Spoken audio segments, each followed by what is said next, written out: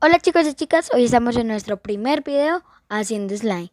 Lo que vamos a utilizar para hacer el slime sería un recipiente para hacerlo, dos botes de pegamento, una cuchara, bórax, agua, escarcha, agua con jabón y pintura roja.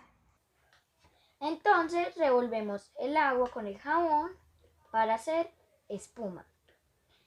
Cogemos la espuma y la echamos en el recipiente.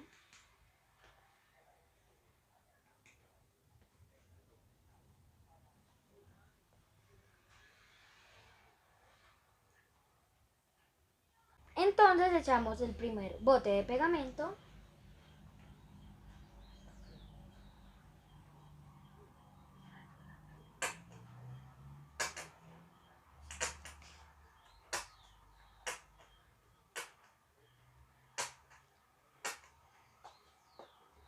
Entonces revolvemos.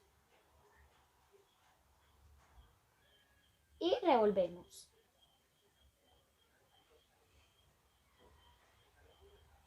Hasta que tengamos esta consistencia. Entonces echamos el otro bote de pegamento. Y seguimos revolviendo. Y entonces ya le vamos a echar su pintura. Y le revolvemos.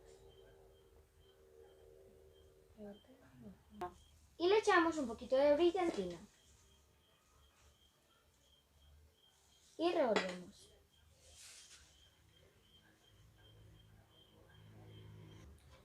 Y entonces le echamos el agua al bórax y revolvemos. Uno.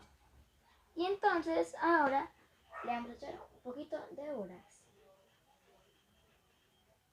Y revolvemos. Y revolvemos. Entonces seguimos revolviendo hasta que nos quede la consistencia del slime. Si lo vemos muy líquido, le echamos más bórax.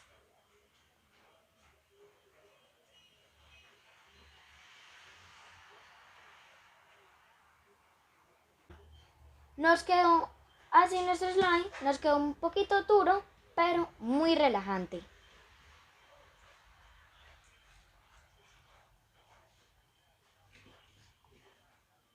Si te gustó el video, deja un like.